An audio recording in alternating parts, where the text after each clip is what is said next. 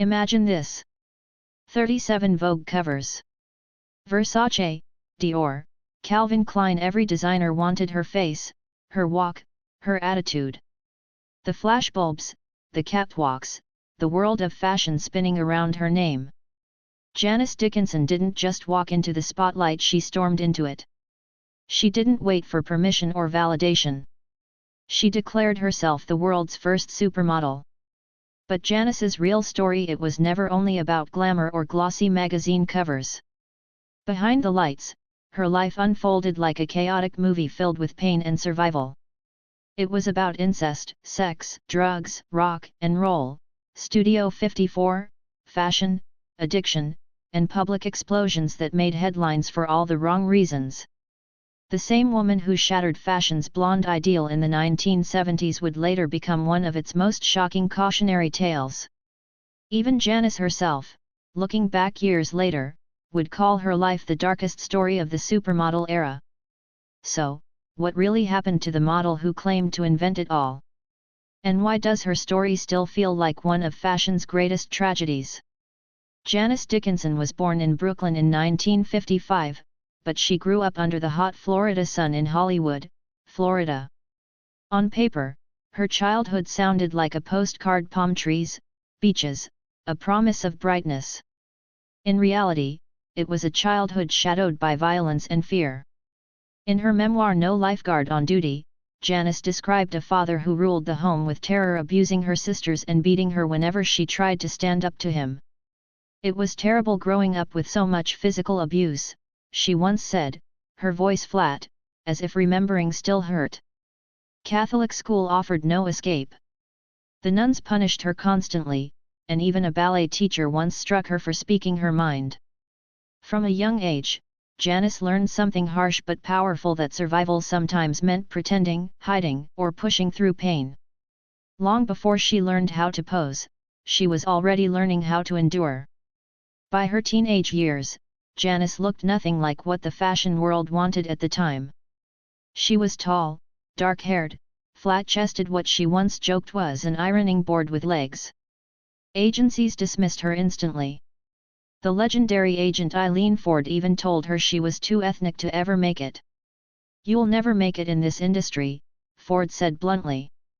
That rejection could have broken her, but instead, it sharpened her determination. Janice turned pain into energy. She trained in karate, swimming, yoga, anything that gave her strength and control. "If you want to succeed in anything, you have to believe in yourself," she said years later, remembering that fight to belong. Still, rejections piled up.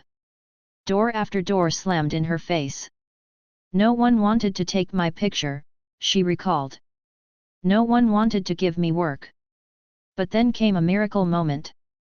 Wilhelmina Cooper, one of the biggest modeling agents in New York, saw something different in her. She signed Janice.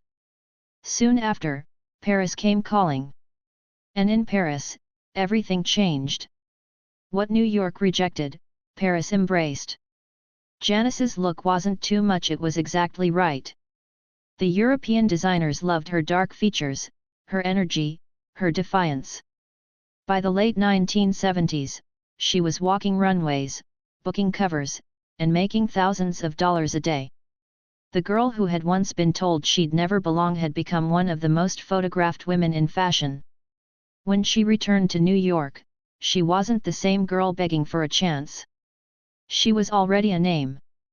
By 1980, you couldn't open a magazine without seeing her face: more than 30 Vogue covers, Harper's Bazaar, Elle, Marie Claire. She walked for Versace, Valentino, Calvin Klein, Oscar de la Renta, every major house. She was earning more than most could dream of. But Janice didn't just want fame. She wanted immortality. She began calling herself the world's first supermodel. Was it true? Technically, no. The term existed long before her. But it was the kind of claim that only Janice could say with such conviction that people actually believed it. The press ran with it. Suddenly, she wasn't just modeling clothes, she was the brand. Of course, not everyone believed her. Other models rolled their eyes. Agents called it typical Janice, bold, dramatic, maybe delusional. But that was her secret power. She didn't wait for permission. She declared herself first, and for a while, the world listened. This was peak Janice, ambitious, brash, and impossible to ignore. But beneath the covers and the catwalks, the cracks were already forming. The fashion industry was fast. The parties were faster. And Janice was living at full speed. Success had made her rich and famous, but it also dropped her into a world that rewarded excess. In 1980s New York, drugs and alcohol were everywhere, in limousines, backstage at shows, inside every nightclub. At first, she resisted. But after a heartbreak, she fell into the spiral: cocaine, alcohol, anything to silence the feeling that she wasn't good enough. Her memoir paints a dark picture: nights of blackout drinking, reckless driving, and one near-fatal car accident in St. Bart's. Her reputation began to crack too. Paparazzi caught her stumbling out of clubs. Her relationships became tabloid scandals. In 1994, her daughter Savannah was born, and the media frenzy exploded again when she had an affair with Sylvester Stallone. Everyone assumed he was the father until DNA tests proved otherwise. The breakup played out publicly, brutally. Janice leaned into her wild image. She boasted about sleeping with hundreds, maybe thousands of men. Some called it empowerment. Others called it self-destruction. But everyone agreed her personal life had become louder than her modeling career. By the 1990s, Janice Dickinson's name meant scandal as much as Supermodel. And when that reputation collided with the rise of reality TV, the result was explosive. By the early 2000s, Janice was no longer the queen of the runway. But she still had something the cameras loved: unpredictability. Tyra Banks cast her on America's Next Top Model in 2003 to be the tough judge. What they got was raw, unfiltered Janice. She criticized the contestants' looks, their weight, their personalities. She called herself the Simon Cowell of fashion, and audiences couldn't look away. Behind the scenes, though, she was difficult to manage. By the fourth season, Tyra replaced her. Janice later said she was heartbroken. She believed she was preparing the girls for the real industry, not tearing them down. But producers thought she was too volatile. Still, Janice didn't fade. In 2006, she launched the Janice Dickinson Modeling Agency, a chaotic show filled with fights, breakdowns, and unforgettable TV moments. It ran for 4 seasons, less about modeling, more about Janice's unpredictable energy. Then came Celebrity Rehab, Big Brother UK, and countless talk show appearances. Wherever there was a spotlight, Janice stepped into it. She became entertainment: fierce, messy, unforgettable. Yet the more outrageous she became, the more people forgot her trailblazing career. The industry that once admired her now treated her as a spectacle. The woman who had once redefined beauty was being defined by her outbursts. By 2013, things hit rock bottom. Janice filed for bankruptcy over $1 million in unpaid taxes and cosmetic surgery bills. For a woman who had once been among the highest-paid models in the world, the fall was brutal. But then came something darker and braver. In 2014, Janice publicly accused Bill Cosby of drugging and assaulting her in 1982. She revealed that she had tried to include the story in her 2002 memoir, but lawyers pressured her to remove it. "I was threatened," she said. "They told me there would be consequences." Speaking out made her one of the first famous women to accuse him. Some praised her courage. Others doubted her because of her chaotic past. That contrast, being both believed and dismissed, became the perfect symbol of how society treated women like her. Beautiful enough to be admired. Too messy to be trusted. In 2016, life tested her again. Janice announced she had breast cancer.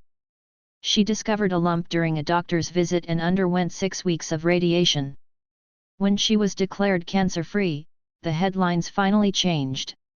For once, Janice wasn't a scandal. She was a survivor. She urged women everywhere, "Don't wait. Go get tested. It could save your life." After beating cancer, Janice found rare stability. She married psychiatrist Robert Rocky Garner, a man she calls her anchor. For a woman whose love life had filled gossip columns for decades, it was a calm she had never known. But calm didn't mean quiet. She returned to celebrity Big Brother UK, sparred on talk shows, and gave interviews that blended truth with theatre. Even in her 60s, she refused to disappear. The media, however, turned its gaze on her aging face, the surgeries, the wrinkles, the Botox. To Janice, it was proof that nothing had changed.